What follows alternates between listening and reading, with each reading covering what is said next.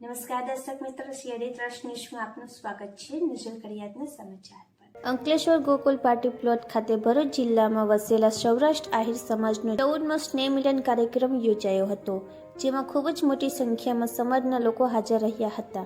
14મા સ્નેહ મિલન કાર્યક્રમમાં સમાજના વિદ્યાર્થીઓ દ્વારા સાંસ્કૃતિક કાર્યક્રમ પણ યોજાયો હતો. સમાજમાં શિક્ષણનું પ્રમાણ વધારવા માંગ કરી હતી. ભરૂચમાં વસતા સૌરાષ્ટ્ર આહિર સમાજનું 14મું સ્નેહ મિલન અંકલેશ્વરમાં યોજાયું હતું. વ્યસન મુક્તિ અને શિક્ષણનું પ્રમાણ વધારવા પણ ભાર મુકાયો હતો. ભરૂચ જિલ્લામાં વસેલા સૌરાષ્ટ્ર આહિર સમાજ 14મો સ્નેહ મિલન કાર્યક્રમ અંકલેશ્વરના ગોકુલ પાર્ટી પ્લોટ ખાતે યોજાયો હતો, જેમાં વ્યસન મુક્તિ અને શિક્ષણનું પ્રમાણ વધારવા પર માર્ગદર્શન અપાયું હતું. અંકલેશ્વર ગોકુલ પાર્ટી પ્લોટ ખાતે સૌરાષ્ટ્ર આહિર સમાજનો 14મો સ્નેહ મિલન કાર્યક્રમ ધૂમધામથી યોજવામાં આવ્યો હતો. સમાજ વ્યસનથી દૂર રહી યુવાનોમાં શિક્ષણનું પ્રમાણ વધે અને ધંધા રોજગારમાં કઈ રીતે વૃદ્ધિ થાય તેના પર માર્ગદર્શન આપવામાં આવ્યું હતું. સમાજમાં વિવિધ ક્ષેત્રમાં અનોખી સિદ્ધિ હાંસલ કરનાર યુવાનોનું સન્માન કરવામાં આવ્યું હતું તથા સમાજના વિદ્યાર્થીઓના તેજસ્વી તારલાઓનું સન્માન કરવામાં આવ્યું હતું.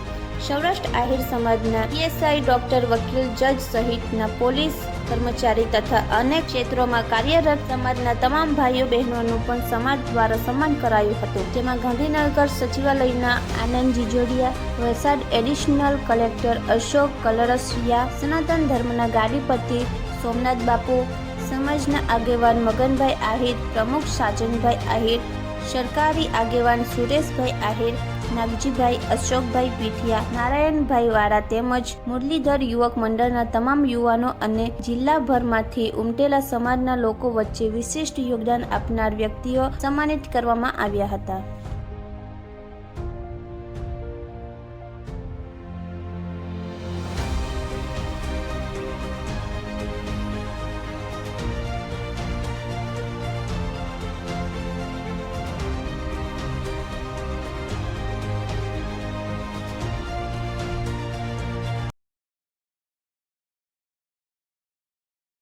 જય દ્વારકાધીશ.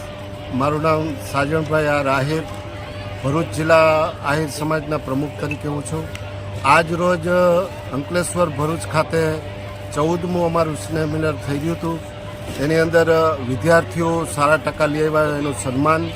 પછી અહીંયા ભરૂચ જિલ્લામાં આહિર સમાજના જે વર્ગમાં નોકરી કરતા હોય, પોલીસ ખાતામાં હોય, મહેસૂલ ખાતામાં હોય, જે કંઈ ડૉક્ટરો હોય એનું બધાનું અમે સન્માન રાખ્યું હતું સમાજ વતી. અને એના સિવાય સમાજ એક કાયમીના માટે એક જળવાઈ રહે, સમાજ એક થઈને રહીએ એના માટે આ કાર્યક્રમ હતો.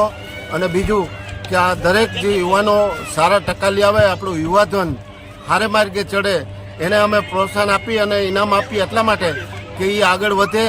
આજે કલિયુગની અંદર એકતા અને ભણતર બે જ મહત્ત્વનું છે. તો આજે અમારો સમાજ પહેલાં પાછળ હતા, એટલે અમે એવું વિચાર્યું કે હવે આપણે આ ઘટે છે એટલે એકતા અને સમાજનું ભણતર આ હંમેશને માટે આગળ રહેશે આ કલિયુગમાં. એના માટે અમે ભાર આપી અને સમાજના ટોટલી દક્ષિણ ગુજરાતના અગ્રણીઓ બધા હાજર રહ્યા. એના માટે હું ખૂબ ખૂબ એમનો આભાર માનું છું.